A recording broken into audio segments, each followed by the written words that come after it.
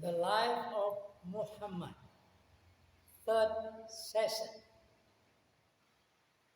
Bismillahirrahmanirrahim. Assalamualaikum warahmatullahi wabarakatuh. Brothers and sisters all over the world, we will continue talking about the history of the Prophet Muhammad. When he received his first revelation while on a retreat in the countryside, he returned home, frightened and shivering.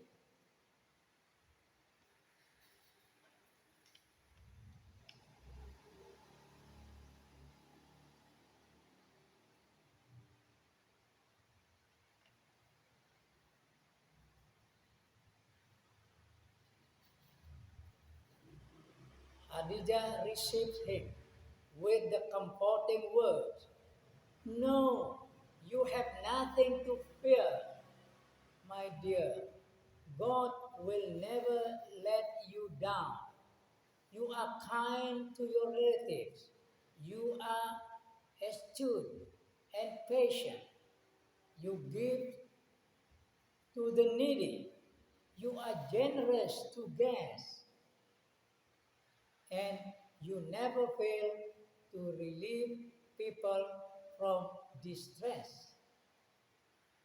So was Muhammad described by the one who knew him best before the call and the prophetic revelation.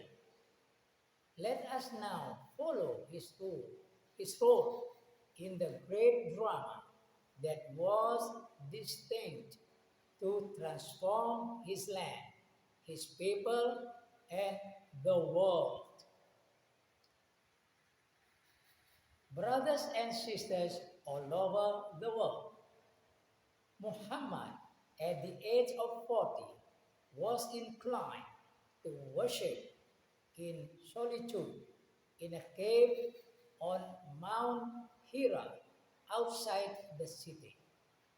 It was while praying during the sacred month of his people that he heard a voice command him, "Read." "I cannot read," he replied.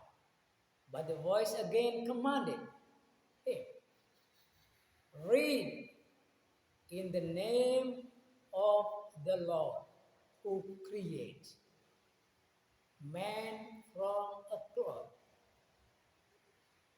Read, and your Lord is the most bounteous, who teaches by the pen, teaches man that which he knew not." Trembling, Muhammad rushed home to Khadijah and told her of his experience. She comforted him and encouraged him. After a short interlude, he again heard the voice calling to him, "You are the messenger of God, and I am Gabriel." Rushed back to Khadijah in a state of complete exhaustion. He asked that she cover him with a cloak. Then he heard the call, "O you who envelop in your cloak, arise and warn your Lord, magnify your raiment, purify, pollution shun, and show not favor, seeking worldly gain. For the sake of the Lord, be patient. It was then Muhammad realized what his mission to his people was to be, and that was how it began. It is this mission which forms the subject of this book. This mission which conquered the hearts of men and continues to do so with soaring fatality over 13 centuries later.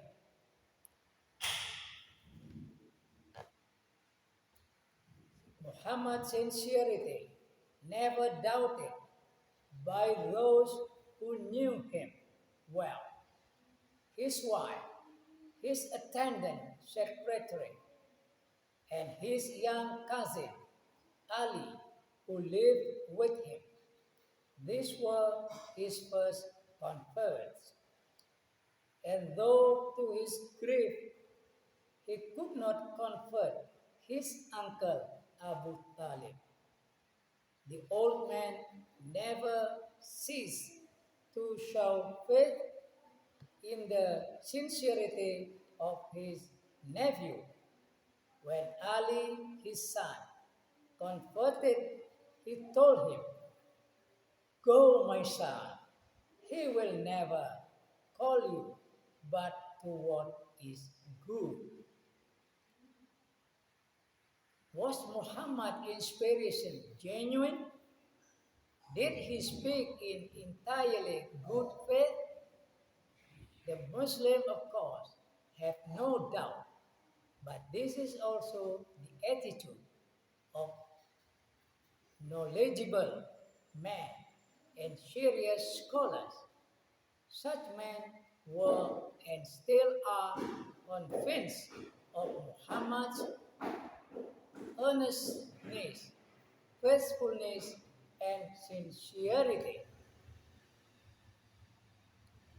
Some 30 years ago, I asked Sir Tennyson Ross, then Dean of the London School of Oriental Studies, if he believed that Muhammad had been sincere and faithful. He answered, "I am sure that he never lied or deceived. He was sincere and truthful." I asked further, "Did you believe that he was the prophet of God?" To this he replied, "That is another matter." Modern scholars no longer question his truthfulness according to Tor Andre. Formerly, men thought that his character revealed a certain premeditation, a calculating cleverness, that Muhammad acted in good faith can hardly be disputed by anyone who knows the psychology of inspiration. That the message which he proclaimed did not come from himself, nor from his own ideas and opinion, is not only a tenet of his faith, but also an experience whose reality he never questioned. Possibly, he was in doubt at first as to the identity of the hidden voice, as to whether it really came from the heavenly messenger whom he had seen in the mountain of Mecca, or from an ordinary genie. Muhammad quietly preached his faith in one God for some time. He won a few convert, his best friend, Abu Bakr, a wise, respected, and rich merchant. Later, Uthman bin Affan and Talha, equally important and well-to-do Meccan Quraishis, and a number of poor citizens and slaves. Then he received the command to preach in public. Allah said, "Thus we send you, O Muhammad, to a nation before whom other nations have passed away, that you may recite to them that which we have inspired in you. Thus have we revealed it." This is a utterance, Quran in Arabic. With this command from God, the prophet went forward to warn his people against idol worship and to tell them to expect a resurrection and a day of judgment. He stood for the first time on the hill of Safa, opposite of Kaaba, where the Meccan idols were glorified, and said to the people,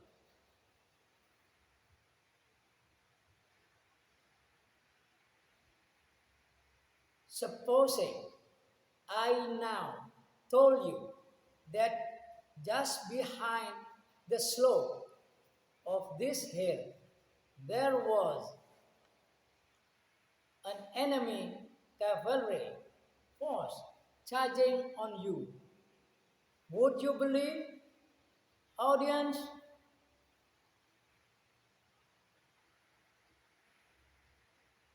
The audience replied, "We never knew that you lied." Then he said, "I warn you, I have a message from God, and I have come to you as a warner and as the forerunner of a dreadful punishment. I cannot protect you in this world, nor can I promise you anything in the next life, unless you declare that there is no God but the God, the one God, Allah."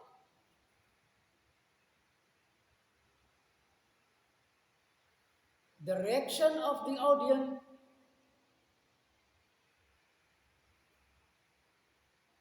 is like this. They mocked him and went away. Thus began his 10 years career of active struggle and persecution in Mecca. He did not desist from preaching to his people of a punishment that would come upon the unbelieving city.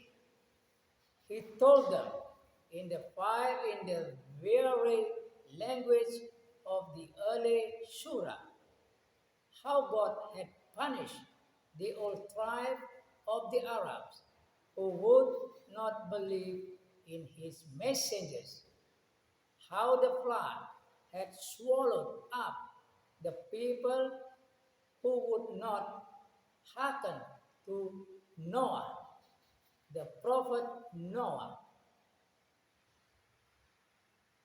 He swore unto them by the wonderful sight of nature, by the noonday brightness, by the night when it spread its view, by the day when it appears in glory, that a like destruction would assuredly come upon them if they did not turn away from their idol and serve God alone. He fired his message with every resource of language and metaphor until it stirred the ears of his people. And then he told them of the last day when a just reckoning would be made of the deeds they had done. And he spoke of paradise and hell with all the glow of Eastern imagery. The people were moved and terrified. Conversion increased.